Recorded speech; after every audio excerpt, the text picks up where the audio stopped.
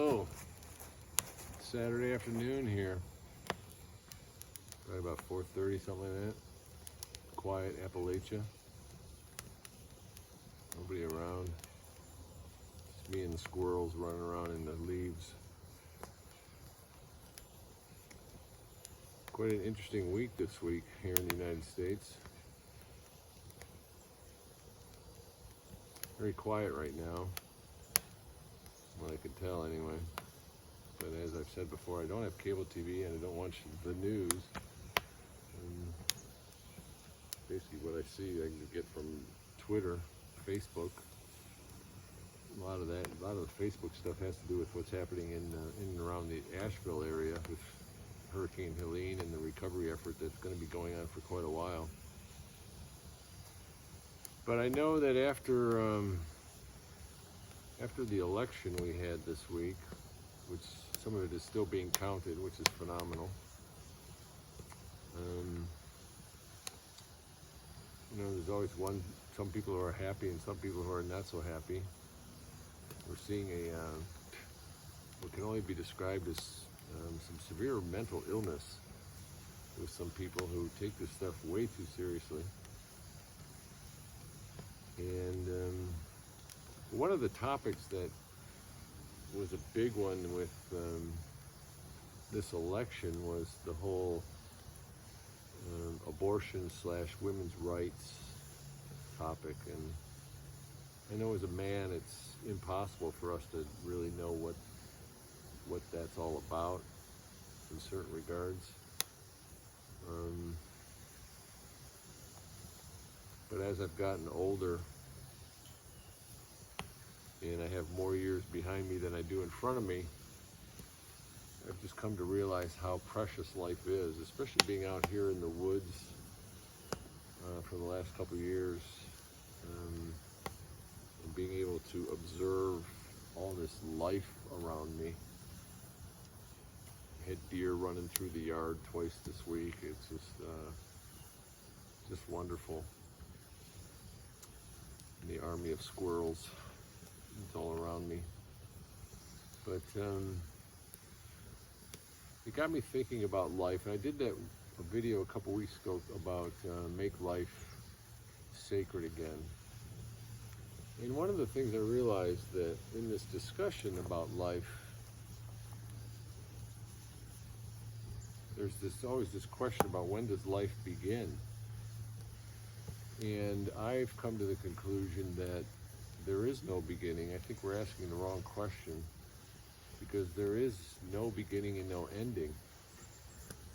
The Native Americans will say that there's no such thing as death. There's only a change of worlds, basically going from the form to the formless, from physical to spirit. But when you think about it, if we understand that life is eternal and that we are all just expressions of life itself, unique expressions, so how can there be any beginning and ending? I just don't believe there is a beginning and an ending. And it's the way I was thinking about it goes back to things like the Hermetic principles, as above, so below, or sometimes called the macrocosm and the microcosm, whereas people try to postulate that there's an end of the universe and there was a beginning of the universe, the Big Bang, both of which I think are wrong. I don't think there is any beginning and end. There just is. And if the universe is holographic, that means the farther, if we were to travel out, which we're not going to, I don't believe, but if we could do it astral projection-wise, we would never find the end. There would be no end, because we would always be creating more, since we are the creators of our reality. So if we bring that back home now to the microcosm, basically there's the egg and the sperm. They're both alive. Independent of each other, they're both alive. And they come together, basically like the concept of sexual alchemy, where two become one, and they create one cell, which then divides itself to two, divides itself to four, and onward we go. But there's no beginning and end, because it's always alive. Everything's alive. The egg and the sperm were alive before they met, and they're alive when they meet, after they meet. So I think we're asking the wrong questions, but that's basically very, as we would say, par for the course for your golfers out there. But it's very common in our current world to distort things like that in such a way that basically it's a way of changing the subject. And of course each one has their own unique expression and has their own unique ideas about that. But there's an awful lot of evil right now that is trying to grab hold of the soul of humanity. And that's just one way that they're doing it, by dehumanizing us and saying that life begins at a certain point. Well, that's a way of dehumanizing the aspect of us before we reach that point that somebody has arbitrarily picked.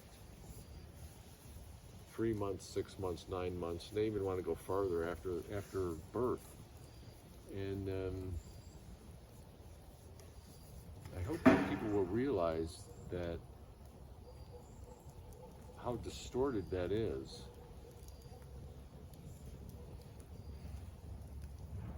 So that we can get back to really appreciating life in its fullest. And that there's life in every breath. And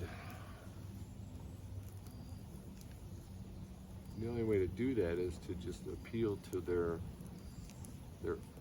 something inside of everybody. There's something inside of us that understands this, but it's been shut off, it's been traumatized, it's been pushed aside, they've been separated from their soul.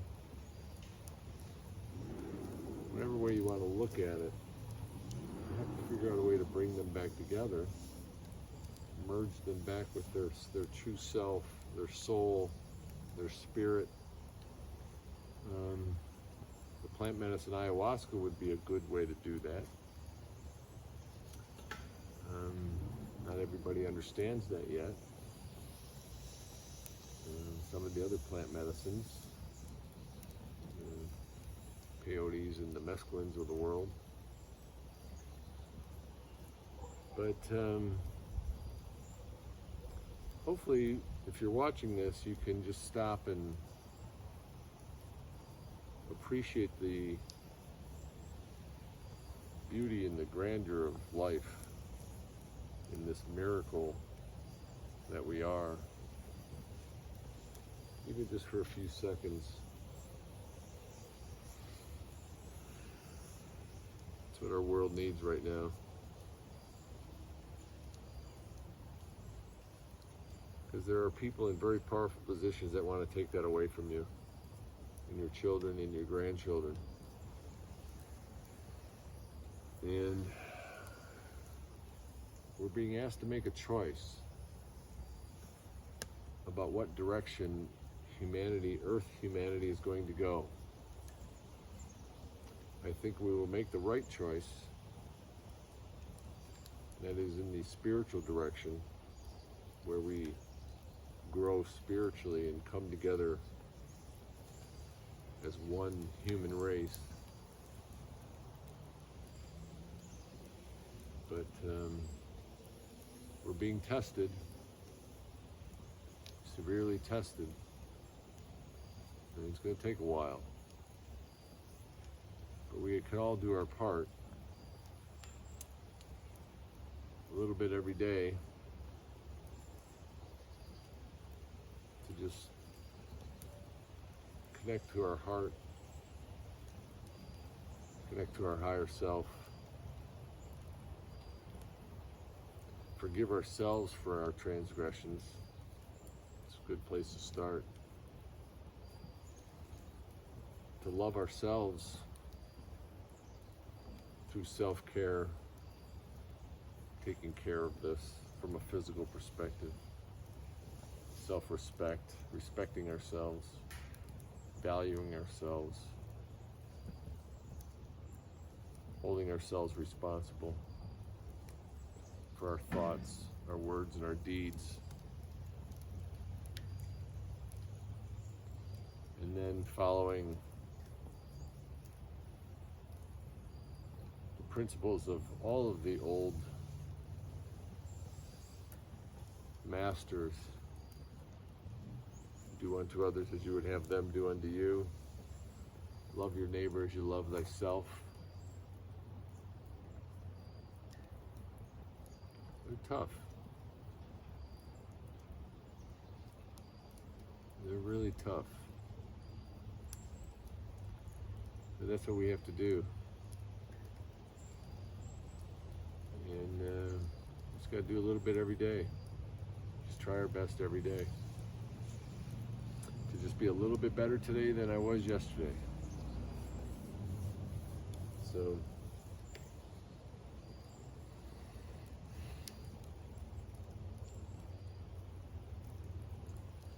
see if you can make somebody smile, whether you're in a grocery store or just out and about. You know,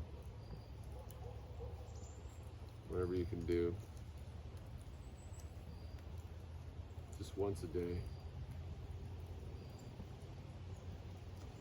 And that's how we'll create a better planet.